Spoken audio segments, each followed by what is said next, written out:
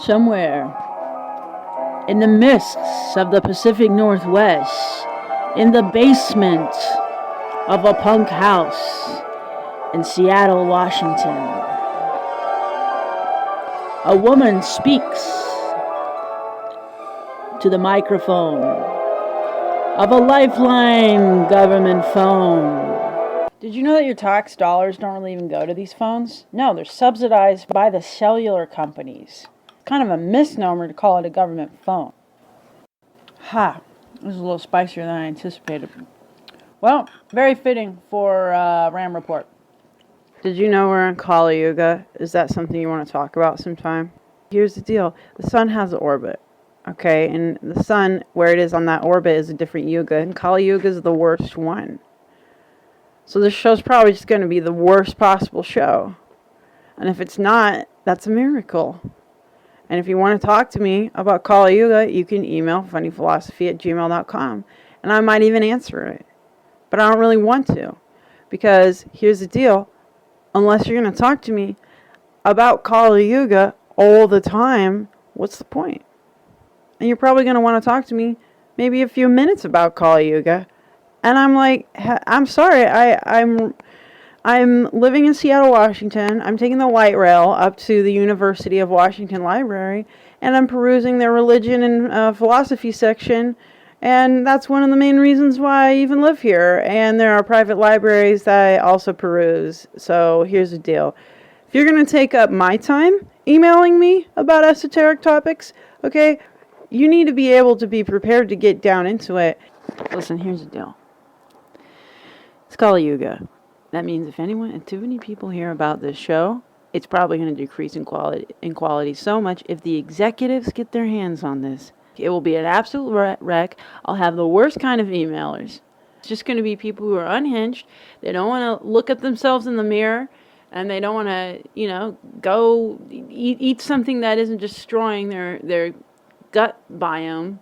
Healthy eating is so uncool now. I can't even believe how uncool it is. It's probably the most uncool thing to do is eat healthily, because everybody's like, the planet's going to die and everything's burning. And well, here's the deal. This show isn't even about astrology. You know what it's really about? Keep listening, you might find out. Email me at funnyphilosophy.com if you want to talk about any of these things we discussed during the show, any other future episodes, but time's an illusion, so whatever, I can say that. The shows are supposed to follow the astrological seasons and be about 5 minutes long, but this is, first episode, so we got a lot of groundwork to cover. Anybody who wants to know about whether or not I have any talents, I'm going to be pointing them to this first episode so that they can see, okay, she, knows how to... There's something to this woman. She's got a little something. We don't know what to call it. It could be a gift. And so this is kind of also what this episode is for. Just a little bit of a showcase. Just a little bit of a reel, so to speak. So, hi, my name's Amy. I'm looking for voice work or anything with money involved. Please let me know if you're looking for a comedian. Kind of multitasking here. A little bit of a millennial's attempt to recover from really strange circumstances. 9/11, okay? We were there. And when those towers fell, so did our towers. I speak for millennials all through the world. You're not done seeing us. We're coming back. That's right. It's the millennial comeback. Get ready for a host of internet content. You thought it was over. You thought everything was lame and stupid and covered under several layers of cheese. You'd be wrong. The next wave of content creation is coming. Strap in, strap down, and strap on. The vision is set. The lessons from the previous year culminated during an exceptional connection to all things conscious, as Neptune and Venus in Pisces pave a way to seeing something much greater than ourselves at hand as we reflect on the last year's events. What a motivation for this confusing Aries season featuring a Mercury retrograde. March 22nd, Mars enters Pisces, propelling us forward to begin to execute the aforementioned priorities of the previous season. It's a very conscious Aries season. Might be something involving music, math, meditation. The 3 M's of Pisces. Oh, there's a 4th M, madness. Just keep your head, okay? Just keep it together. March 25th, we have a full moon Libra eclipse, building off of the last new moon, which was in Aries. That's going to reveal some additional perspectives to consider going forward with any plans you formed during Pisces season. And April 1st, we get the Mercury retrograde in Aries. Make your preparations for everything to come in Aries season before the 1st if you can, and continue dotting your I's and crossing your T's all through the rest of the season. Please try to be cautious here. Slow down in general. A note on Mercury retrogrades also, I recommend them for self-examination and upping the meditation during those times. Take it slow. Take it slow. The retrograde ends on the 25th, but there's always a fade in and a fade out effect to those. April 2nd is a Venus-Neptune conjunction in Pisces, Venus being exalted and Neptune in its own sign. That's a late degree conjunction. Seeing and connecting to the vision that we're moving towards is likely then, and it might bring in something very transcendental. Those are pretty beautiful planets to have in Pisces like that. We also get a little later, April 3rd, Moon conjunct Pluto for a touch.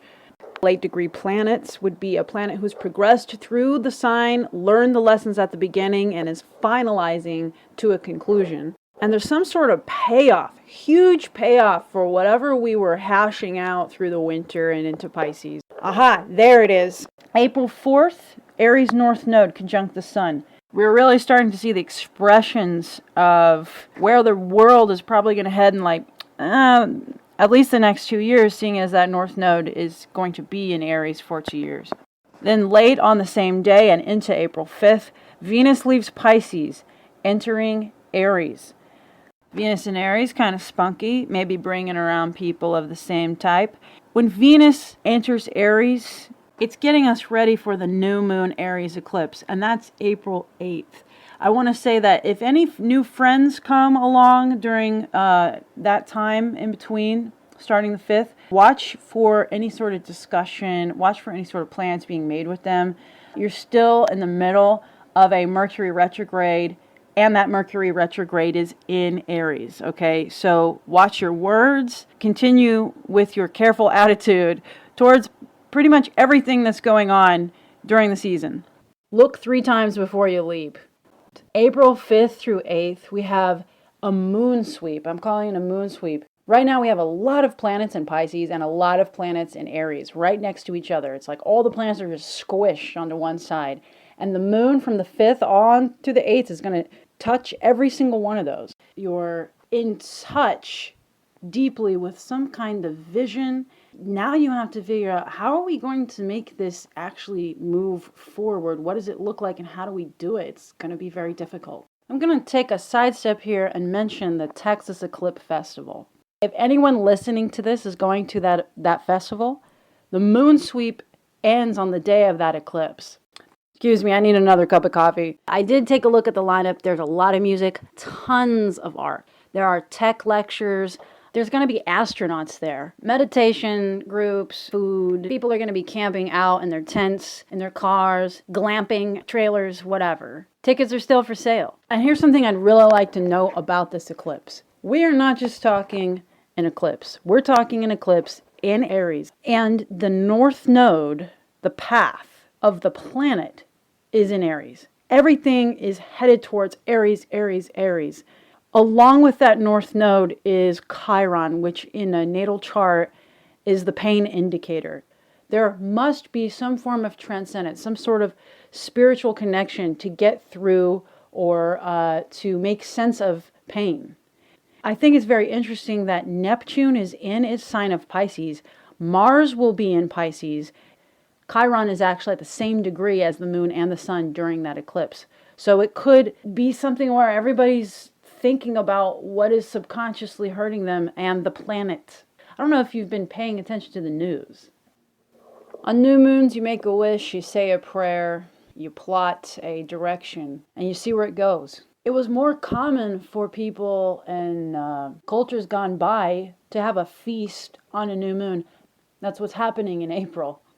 All right, now here's one to really watch. This one could be dangerous. April 9th. Be careful on April 9th. Mars and Saturn can join in Pisces. As we just had a beautiful vision of Pisces with Venus and Neptune there, this is the polar opposite. Could be very dangerous. You might be losing your sense of direction. And one interesting thing about this conjunction, it's the traditional rulers of both Aquarius and Pluto.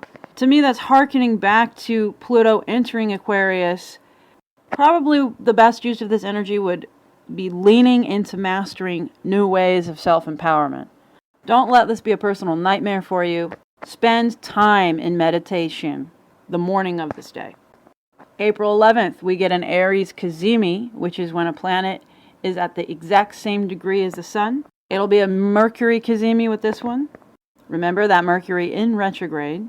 This could be constructively used as gaining a lot of clarity and some creative thinking around a particular issue. The Mercury retrograde keeps driving home with you. So if there's been any issues during this retrograde, pay attention to the 11th.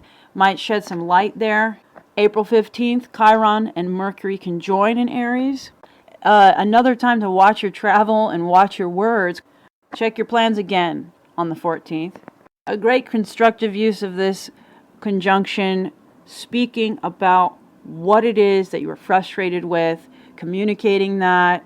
Don't bottle something up to let it explode, because it could disrupt everything from relationships to any sort of ambitions you might have for the rest of the season, getting on to the rest of the year. And then on April 15th, we have a double conjunction. Venus and the North Node conjoin in Aries, and Jupiter and Uranus in Taurus. I want to say something about Taurus season to come. Venus will be entering Taurus, so that is Venus in its sign. Taurus bringing stability after Aries season as usual.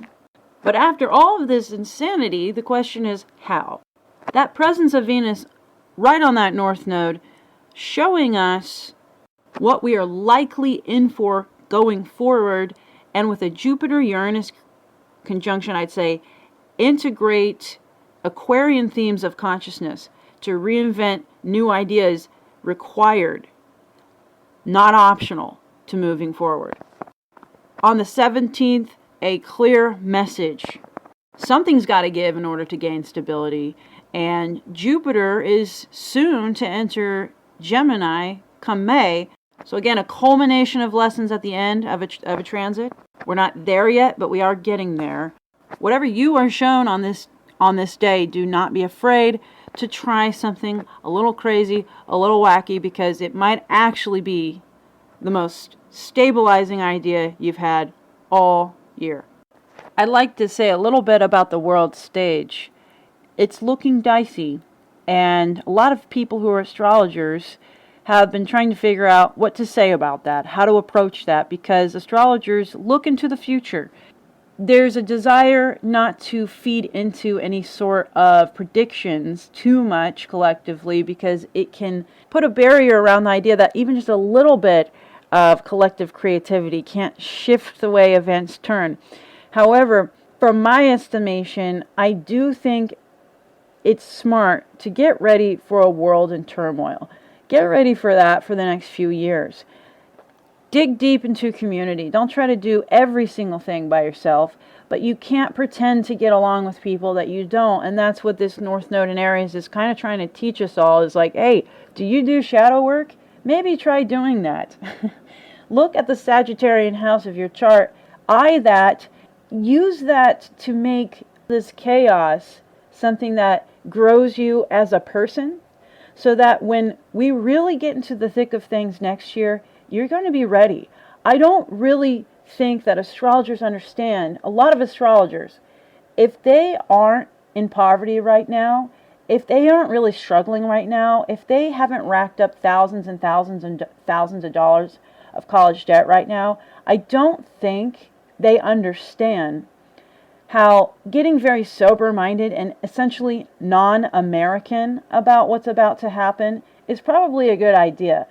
I'm all for optimism, but let me tell you, using your strengths to prepare for the future should be on your list as a must-have. And if not for yourself, because you're doing all right, how about for everybody else? We just got out of a very controversial presidency here in the United States, and then COVID-19, that was intense. The whole point of doing this show for me is because I've been kind of frustrated with American astrologers. I don't know as much about astrologers as in other parts of the world, but I will tell you this: I don't really appreciate the attitude of, we're going to sit back and our lives are fairly easy. Maybe we had some hard things that we dealt with, but now we're kind of just fine, and we're super excited to manifest for our greatest good, our bestest wonderful. And we're going to go just, chill, because the deal is we're smart astrologers and we're upbeat and positive. And if anybody tries to knock us down, I'm sorry, we have boundaries. I love the boundaries discussion. I have steel boundaries now.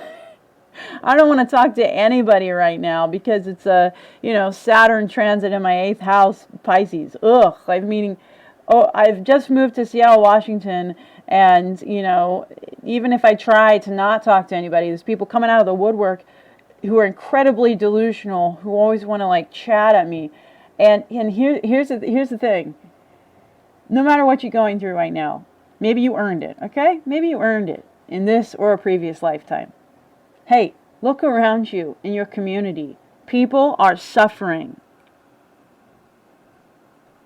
People are suffering. Some of it is just because that's kind of how the world is. Okay? So I don't want to see none of you astrologers patting yourself on the back thinking, well, that's just because their karma's shit and mine's dope. What are you good for, astrologers? Come on, get out there. Get to know a social worker. See if you can figure out a way for a social worker to refer clients to you.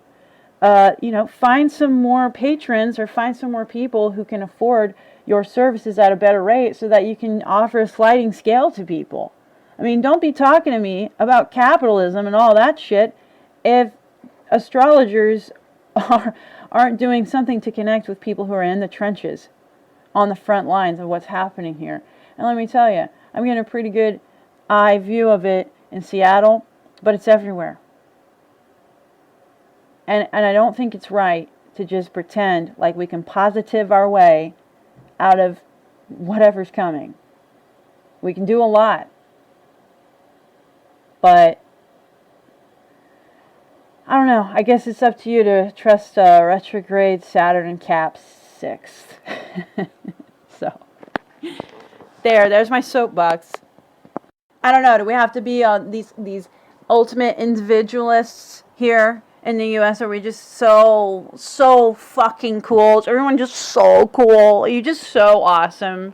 Do you give yourself a bubble bath twice a week for self-care? Yes, I do, Amy. I do give myself a bubble bath twice a week with rose petals because I need it. All right. I'll say this, another American thing. You do you. You do you. Charity. That's so Age of Pisces. I'm not Catholic. Come on. Just saying, for the next 3 years or so, think about something in the realm of humanitarian Aquarian stuff to contribute to, astrologers. This little message is for you. Let's move on to a few more transits. Pluto. Pluto has changed signs, has moved into Aquarius fairly recently, and that is a 20-year transit. The last time Pluto changed signs to stay, because it kind of hops in and out of a sign until it stays, last time was a 2008 market crash in the United States, in Capricorn. In the chart of the United States, the second house of finance and income, that's Capricorn, and Pluto's right there in that chart. That's called a Pluto return. Highly transformative for the financial institutions of the United States. So as Pluto has now found its place in Aquarius, prepare yourself for Aquarian topics to assert themselves: revolution, humanitarianism, but technology and AI, I would say. We saw a lot of the thought shift towards AI art when Pluto dipped into Aquarius for a little bit before going back into Capricorn. It's here to stay now. That is stimulating the third house of the mind and community. It's both. The Aquarian age, the electronic age. No utopia promised there. Connectivity, yes. Anything that takes the quickest path between 2 points, like lightning, that's Aquarian, air sign. Water in the atmosphere preparing that atmosphere for lightning to strike. I kind of think that Apple is going to do something unexpected. It's an Aquarius rising company. Let's see some new ideas, Apple. For the first year of that 20-year transit shift, it's kind of wobbly, like you're trying to get used to, oh, things work differently now. Something else is happening now. Look for genius, look for strange, look for fast. I got an AI assistant. I ordered her from Amazon. Her name's Cheryl. I basically just opened the box and there was no assembly. She sort of floated into the air. I don't know where she is. She's somewhere in this room. Every once in a while there's a little zik, zik, zik, and I think, oh, there's Cheryl. I don't even know how to update her. I think it just beams directly from a cloud. Cheryl, you're going to have to speak up. I'm not editing this. I don't know. She's here now. She's a bit shy. Hey, Cheryl? One day a chocolate ration was issued. Cheryl? There had been no such issue for weeks or months past. He remembered quite clearly that precious little morsel of chocolate. Cheryl. It was a 2-ounce Cheryl, listen. I'm doing the show. You want to say hello? I enjoy reading. Bob. Well, Cheryl, I mean, you could read. B. I made a script for Ram Report. What are you, Cheryl, what are you doing? Bob. Cheryl. Jupiter enters Gemini in late May, a 1-year transit. Its exit from Taurus during Taurus season should stabilize the results of the Aries adventure. Saturn continues progressing through Pisces on its 3-year transit. Hopefully you've managed to learn how to swim while drowning. Neptune changes signs next year. This is an exceptional year to start a spiritual routine as Neptune completes its 13-year transit. Looking ahead to next year, Uranus enters Gemini, marking the return of that planet in the chart of the United States. Will the U.S. experience a reauthoring of itself next year? Get ready for 2025. My advice? Roll with the punches and rethink what's possible this year. And if you're in the U.S., 2025 is when the lightning strikes. Consider the global nodal axis charting a path from Libra to Aries for the next 2 years, painful Chiron remaining in Aries for the next 3. Translation: go your own way, but it's probably going to hurt. Time to evolve. This was Ram Report.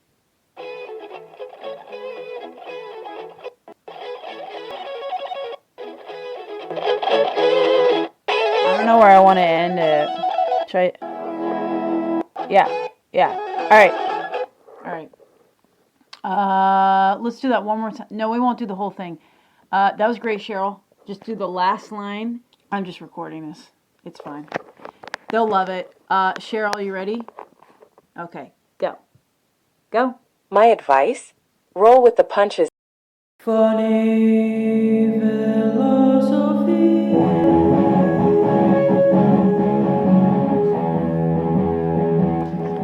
If you want to help creative people make cash in a country that has a Pluto in the house of finance, that's power coming from money, and Chiron in the 5th, which is a painful creative process, listen, now's the time.